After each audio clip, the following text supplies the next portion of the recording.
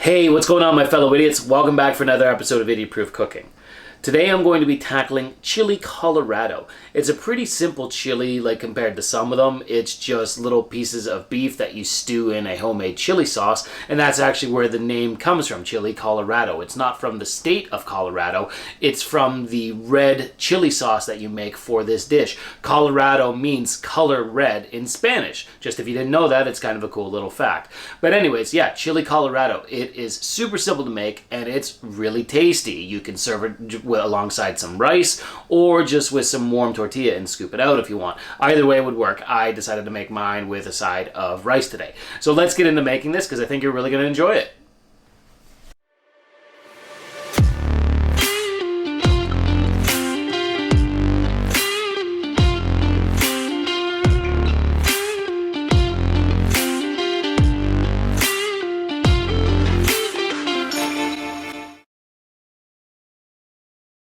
So we first have to tackle the chili sauce, so we're going to need some dried chilies, much like the ones I have in front of me. Starting off on my left, your right, we have 3 guajillo chilies, 2 cascabel chilies, 3 ancho chilies, and 2 chipotle chilies, which are dried and smoked jalapenos. Now they don't look like much now, but they are going to make a hell of a chili sauce. So what we have to do is rip them up into 1-inch pieces and remove all of the seeds and stems from them all. The seeds are where most of the heat are, and the stems, obviously, you don't want them in there.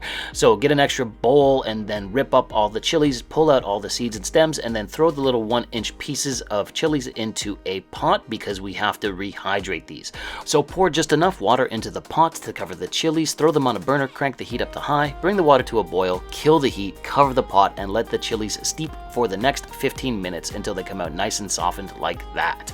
Then you're going to want to get out a blender and carefully scoop all of the chilies into the blender. You don't want to spill any. Careful, Will, careful.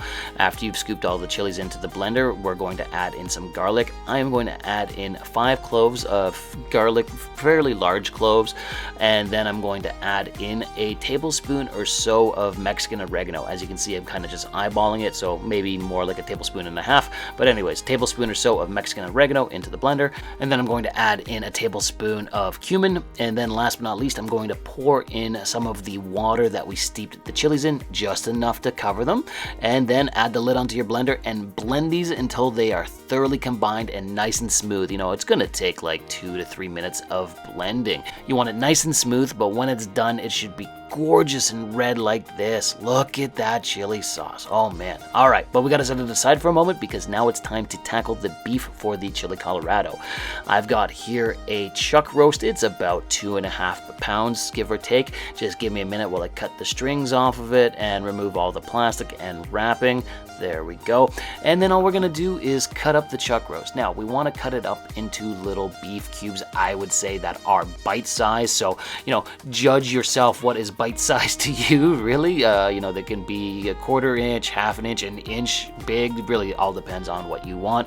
I'm cutting mine up into like 1/2 inch pieces. But yeah, you cut up the entire chuck roast, and then we're just going to liberally sprinkle all of the beef with some kosher salt and then some freshly ground black pepper. Give it a good sprinkling of both, and then all we're going to do now is just mix it all together quickly. You want to make sure all of the beef is covered in the salt and pepper.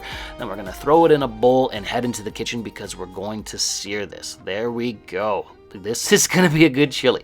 All right, into the kitchen. I've got my 12-inch cast iron pan here that I've been heating up on a high heat with a little bit of avocado oil in it as well. And all we're going to do is sear these little beef cubes in multiple batches just for 30 to 40 seconds per side. We're not looking to cook the beef all the way through. Just sear them on 2 sides to introduce some charry flavors with the beef into the chili.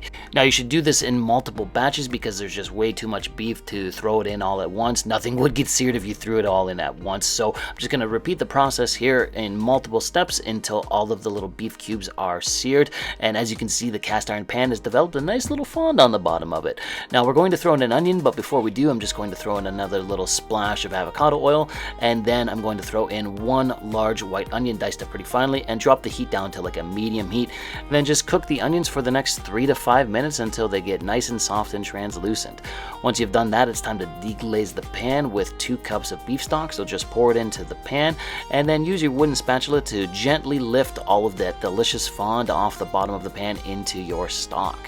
Once you've done that, it's time to go get your little beef cubes and pour them back into the pan, nestle them alongside all of the onions and into the stock, and then go get your amazing looking chili sauce, pour it all in, and mix it all together with the stock, the beef cubes, and the onions until it's all thoroughly combined. And then last but not least, I'm going to throw in some salt and some pepper and a couple of bay leaves. So a good pinch of kosher salt and then some freshly ground black pepper. Do this to your taste, whatever you prefer. And then the bay leaves, like I said, 3 to 4 of them. Just throw them in and then just nestle them into the sauce. And then it's time to let this all simmer. So I'm going to let it simmer for the next 2 to 3 hours on a medium-low heat, but I'm going to move it over to a different burner because I need the burner in front of the camera to make the rice. So get out a pot, and into the pot we're going to add in a good splash of avocado oil and then a large white onion diced up fairly finely. Pour it into the bowl, and all we're going to do is let the onions cook for the next 3 to 5 minutes like we did in the chili. Once the onions have cooked, it's time to add in some garlic. I'm going to use 3 cloves of freshly crushed garlic. Don't forget to scrape down your mincer, and then just let the garlic cook for the next minute or so. Once the garlic has cooked, I'm going to add in a tablespoon of cumin and then just dry toast it alongside the onions and the garlic just for like 30 seconds. It just improves the flavor of the spice slightly. And then we're going to add in a cup of long grain rice, so into the pot it goes. Mix it all together with the cumin, the onions, and the garlic just so that everything is thoroughly incorporated. And then once it is, we're going to add in some beef stock, specifically 2.5 cups of it. Into the pot it goes. And then we're going to add in a half cup of crushed tomatoes. Again, into the pot it goes. Mix everything together and then just cook the rice on a medium heat for the next 15 minutes or so until the rice is nice and fluffy, or however long it takes for the rice to cook on your burner. But it should come out looking like that, and look at how gorgeous that is. It smells amazing.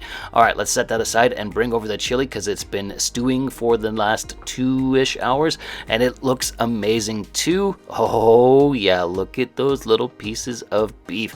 This looks amazing. Let's go out and try it. All right, there's the chili, and I'm just going to scoop myself out a nice helping of the rice here. Oh man, I think this is going to be so good. All right, let's scoop out some of the beef cubes here with some of the chili sauce in there, and I'm going to throw in a little lime garnish, and last but not least, a little bit of cilantro on top. If you don't like cilantro, don't use it, but I happen to love it, so I'm just going to sprinkle some cilantro on top, and we've got ourselves a chili Colorado. Look at how gorgeous that is. Excuse me here while I clean off the bowl. I spilled some along the side, and there we go, chili Colorado. This is a thing of beauty. Oh my god, I'm excited to try this. And speaking of which, it's taste test time. All right, let's get a big beef cube here and go in for the taste test. It's piping hot, but you know what, to hell with it. Let's go in. And yeah, it is so good. It was so good, and the rice was awesome too. Everything about this was so flavorful, so many rich flavors. The beef was so good. The rice had that nice little tomatoey and beef flavor to it too. Everything was awesome about this, and it was super easy to make. Just, it took a little bit of time to simmer everything, but super easy. I hope that you like what you saw here today, and if you did, why don't you drop me a comment, like the video, or even subscribe to the channel. Thanks again for watching Idiot Proof Cooking, and we'll see you again next time.